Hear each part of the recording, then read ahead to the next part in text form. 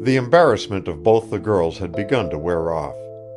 The two strange young men, notwithstanding the unaccounted-for absence of the object of Helen's quest, began to appear less strange. Both possessed potent attractions and undeniable magnetism. The shy and shrinking Sadie was sure she liked that tall and slender young man with the easy drawl and bright, humorous eyes immensely. The boldness of his glances made her heart beat pleasantly. To her he seemed to possess the master will and wit of the pair, and she felt she could repose perfect confidence in him. For her part, Helen was uncertain just how to sense the situation.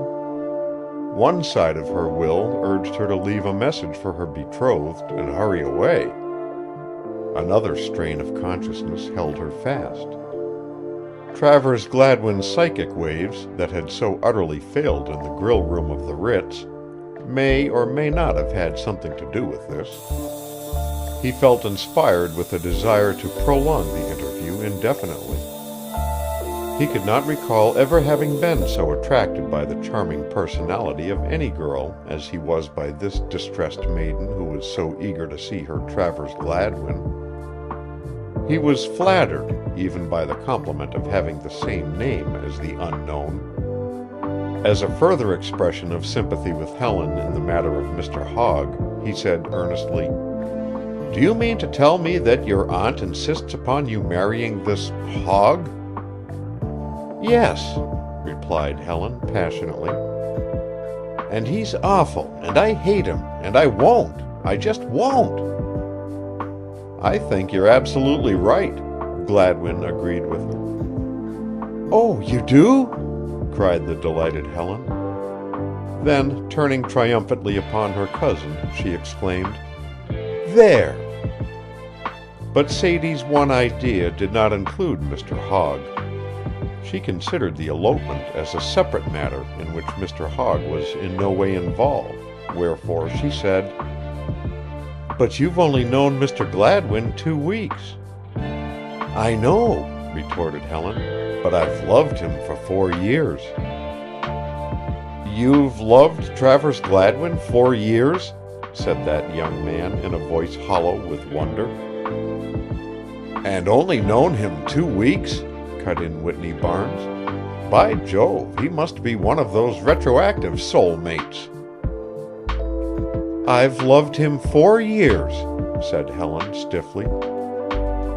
"You've loved him 4 years in 2 weeks," said Barnes in the tone of one trying to do a sum. "I give up. I can't do it." Helen faced the heretic Barnes and announced impressively, "Ever since the time he so bravely risked his own life to save that girl. It was splendid, noble." Travers Gladwin decided it was time to call a halt on the borrowing proclivities of the unknown double. It was bad enough for someone to appropriate his name, but also to take unto his bogus self the glory of the real one's heroism was too much. "You mean that time at Narragansett?" he opened. "Yes," said Helen. 4 years ago, when he dashed into the roaring surf—" "Yes, and fished out a cross-eyed colored lady," said Gladwin hotly. "That's just it," returned Helen, with flashing eyes and heaving bosom. "If she had been beautiful or someone dear to him, it wouldn't have been half so noble. Oh, it was fine of him." "And he told you about that?" asked Gladwin, numbed for the moment. "No, he didn't. He's much too modest. I knew of it the day it happened, and he has been my ideal ever since. But would you believe it, when I first spoke to him about it, he could hardly remember it. Imagine doing such a brave thing and then forgetting all about it." "Oh, I've forgotten lots of such things," said the unrecognized hero. Helen's lips curled with scorn.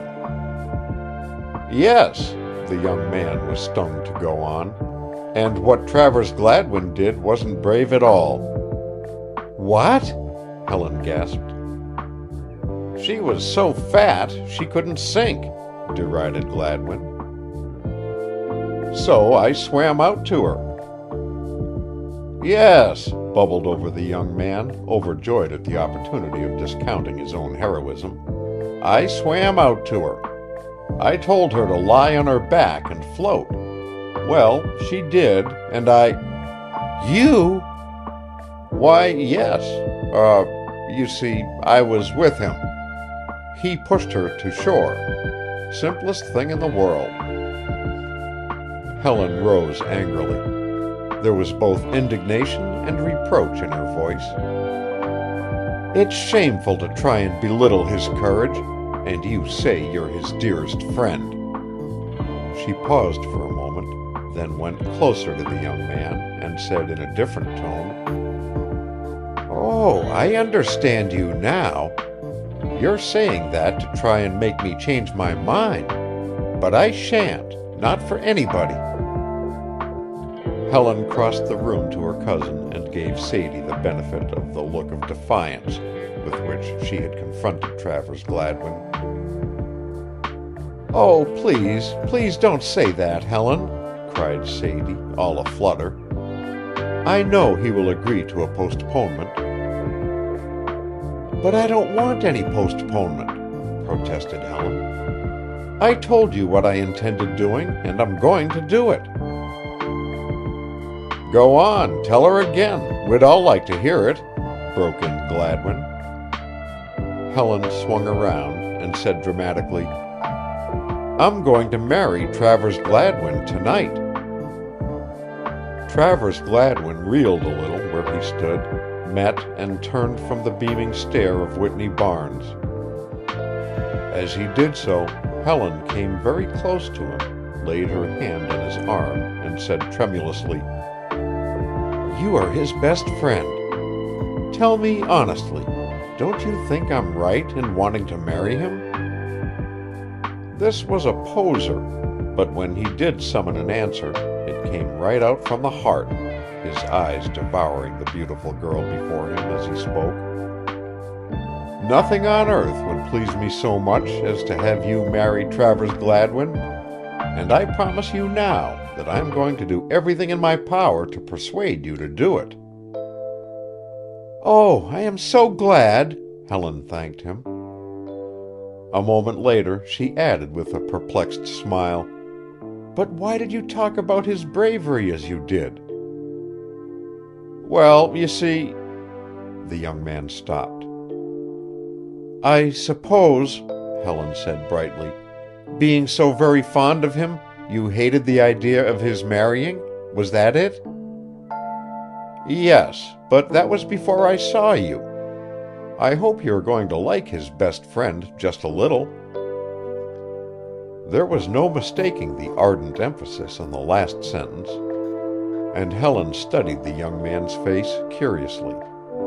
She turned away with a blush and walked across the room. End of chapter 15. Recording by Roger Moline.